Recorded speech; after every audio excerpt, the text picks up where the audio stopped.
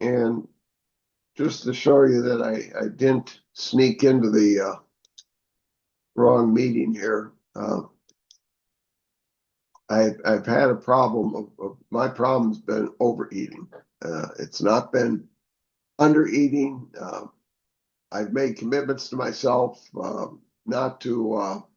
I wasn't going to go over size 38, Gene, as you can see in this first picture. Uh, I was already busting out of those, uh, and this probably best portrays my mood in that before I just before I came to these rooms. So uh, I'm in a right meeting of Overeaters Anonymous, and the funny part is I don't have anyone to blame. I don't have any battle scars. Two loving parents that managed to stay married till death do they part, uh, and uh, positive support. You know, uh, the problem the problem with me, it was all in my head. It was all self-generated. And from the earliest day, I somehow, don't ask me how, maybe this is common in other people and they're better at not showing it, but I had this idea that I was inadequate, that I was not worthy, I was not worthy of your respect, your friendship. And I reinforced that. I kept you all at arm's distance. I I didn't play in school activities. Early on, I quite recognized, and now I recognize the eating behaviors. I'd come home from school early. 3 o'clock, we get out of school. Well, my mother didn't get home until about 4:30. And guess what I would do with the leftovers that she had planned for our family of five? And then I would, of course, I don't know, I think there's somewhat contributing. Who else was in the house at that hour? My brother and sister weren't. It's like were we burglarized? And uh, I think that contributed to about 3 months into my first real employment after high school.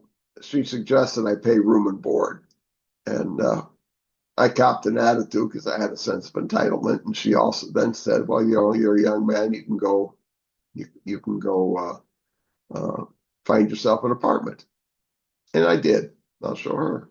And instead of paying $80, $100 a month room and board, I rented an apartment for $170 and started the next 25 or so years of eating every meal in the restaurant. And I like to say, uh, I uh, I'm vegetarian today.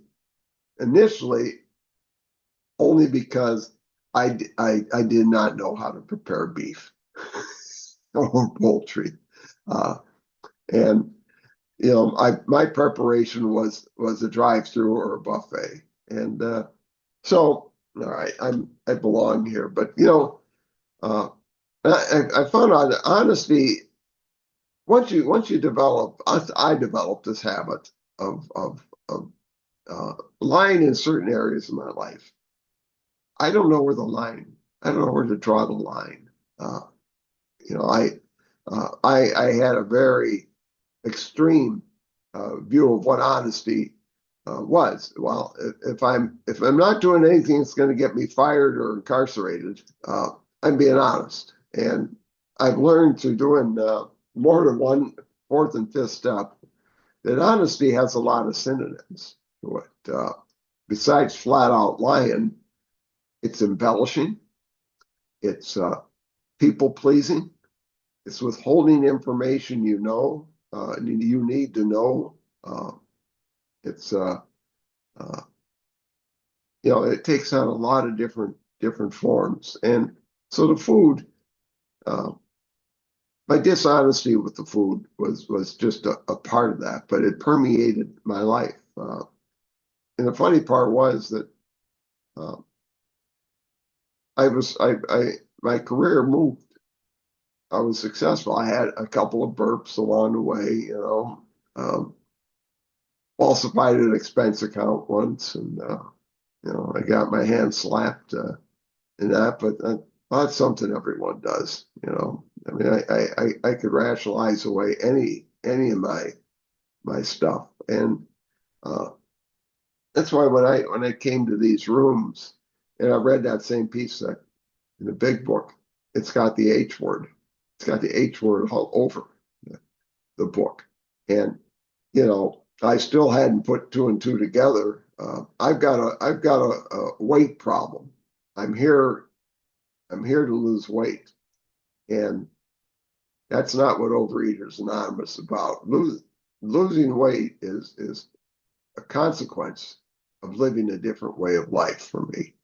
It's not when it was the ultimate goal that, I would have been gone long ago. As I was an ingrate as well. And if I had come here, lost the weight, and said, "Thank you, guys, I've got this now," I'd be right back there. I don't know if I'd be alive today. My family history tells me, you know, it was a roll of the dice between early onset of heart disease, diabetes, you name it. I mean, I'm 73 years old, and uh,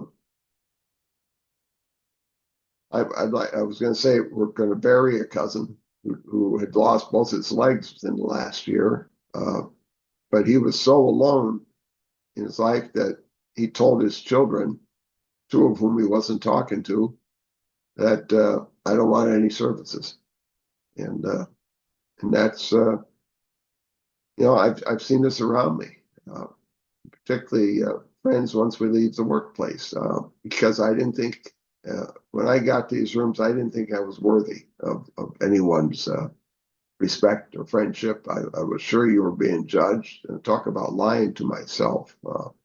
You know, thankfully, I've had blunt sponsors. They're not the kind of, patting me on, oh, it'll be okay. Just try more, try better the next time. Keep coming back, Bob, and then I get told that the old saying, meeting goers make it. And one sponsor said, meeting goers make it to meetings. If you want to recover, you have to work these steps into every aspect of your life. And once I got a food plan, I was 2.5 years in these rooms. I came into the rooms in 1996, and I learned how to people please here right off the bat. I learned how to chant the chants, and I could read mean how it works with the right voice inflection at the proper times, and I want you to think I'm doing good program. But the problem is, besides, telling these variety of lies, and I still have this unconscious kind of looking over my shoulder, is that I start hearing people say what they did to recover.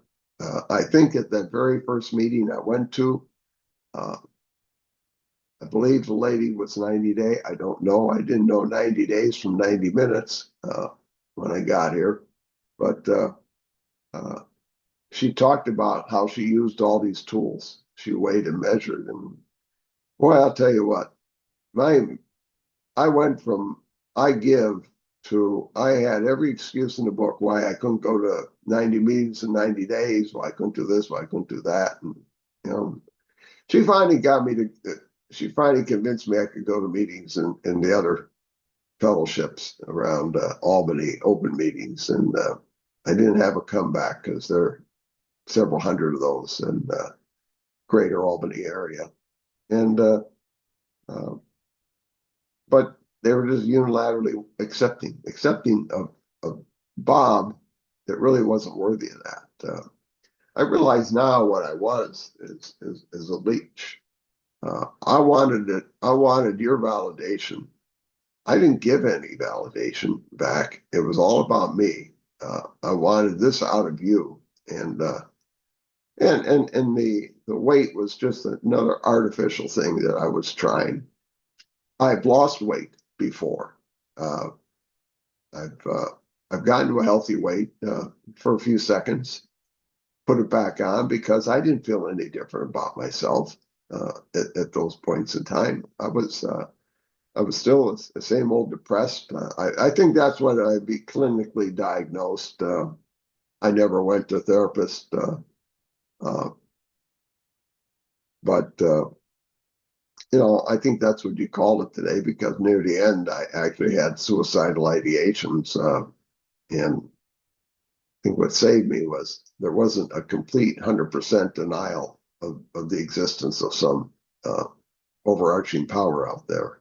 Um, I was real good at pointing out the hypocrisy in so much that goes on in this universe, and I could point to religions and all of them and say a bunch of hypocrites. But then you look up at the sky, where does it end?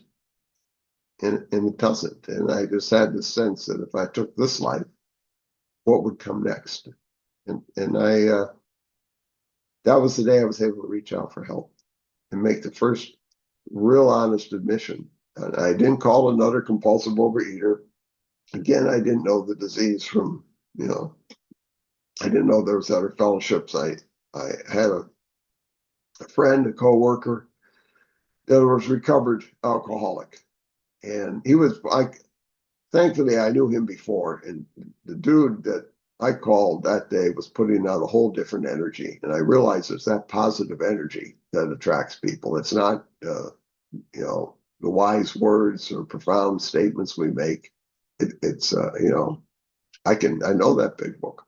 I can quote and cite and that uh, that's not gonna bring people to our rooms.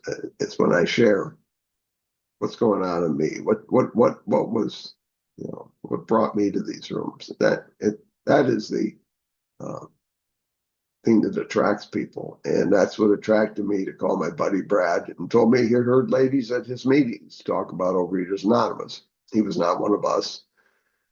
And that convinced me to go to my first meeting. And again, I have not ever been told I'm looking for rejection. And then,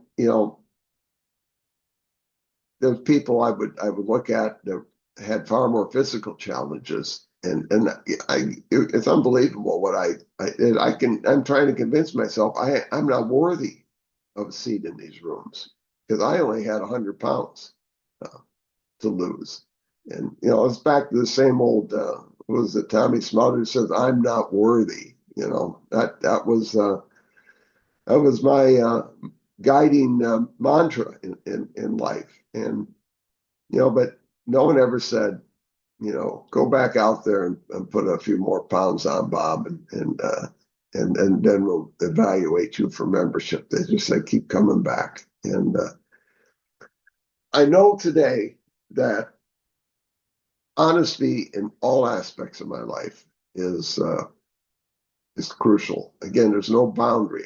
I can't tell you where I can be honest uh, with my food, but I can be dishonest in my workplace or dishonest in how I'm relating to you.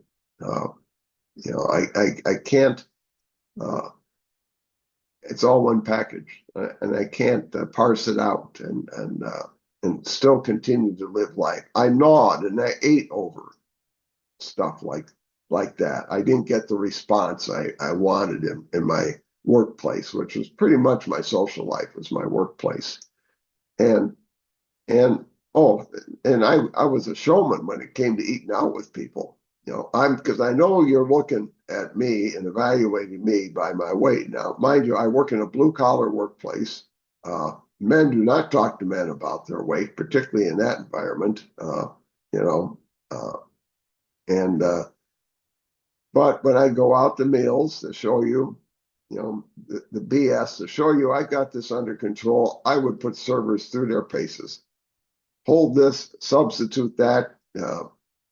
Can I get some of this? It just, and that same friend of mine said to me one day, he said it in a way that didn't offend me. He said, Bob, he says, you eat so sensibly. How do you gain weight? I didn't have an answer because I knew damn well how I gained weight. as soon as I'd leave their site, I lived alone. As soon as I'd leave their site, I'd go to my, 5 I like minutes. 5 minutes. You said, okay. I'd head for my dope house. And for a compulsive overeater, that's a drive-through. It's a convenience store. It's half the aisles on the supermarket. That's the dope house for a compulsive overeater like me. And and no one ever came over, so they don't have to see all the bags and wrappers and that are in the trash. I mean, I had my little cave there that I could live my life. And so when I finally, it was bit by bit my surrender. For those of your history buffs, I liken my surrender initially to Versailles. Later, when I got absent, it was Potsdam when I finally threw the white flag up and said, I give. And and then what did we start on? Well, he spent it was a couple of weeks before I got over the first part of step one, because he gave me the food plan. Uh, I'd ask a few, I don't say dumb questions. I'd ask a few questions, and I think one of the finally came back. He said, "So how well is your way?" I knew a lot about nutrition. He said, "So how well is it working for you, Bob?" And I finally piped down, and I took the food plan.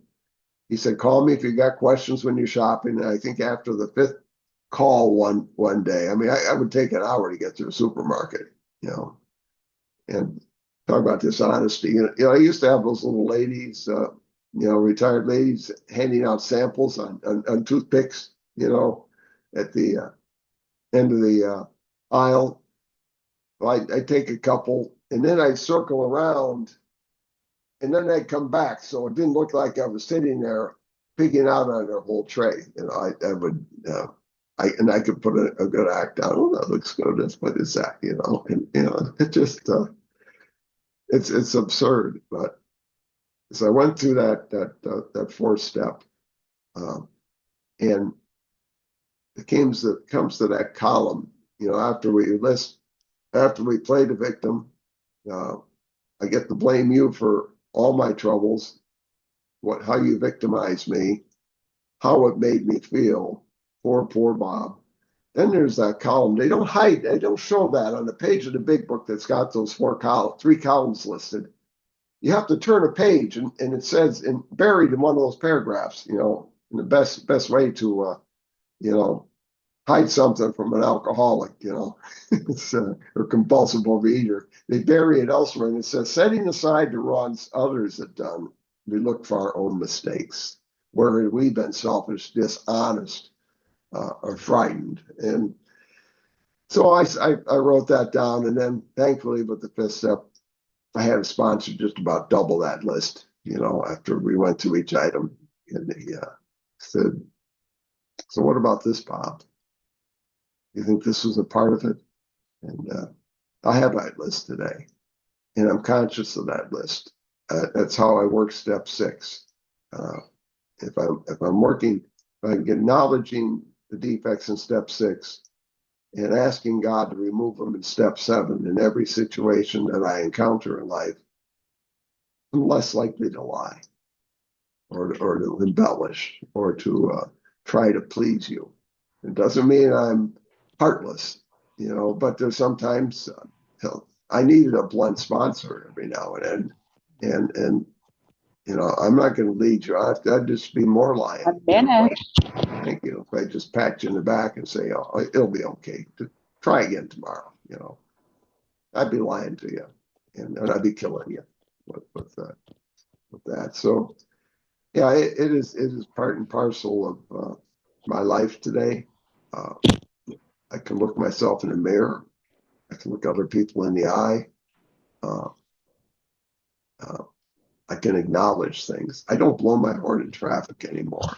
I'm learning to stay in the right-hand lane while everyone else is going absolutely crazy. Little things like that. It's not personal. It's not about me. Just because you passed me at 90 miles an hour and cut me off, uh, you know, it's not about Bob. And guess what? I'm sitting here beside the kitchen. The kitchen's closed at the moment. It'll be closed until 5 o'clock because I have a plan of action today, which says I'm going to eat my evening meal early because I have to be at a meeting at 7, and that's when it will open. It's like it's got Fine. a lock on it, so automatic lock.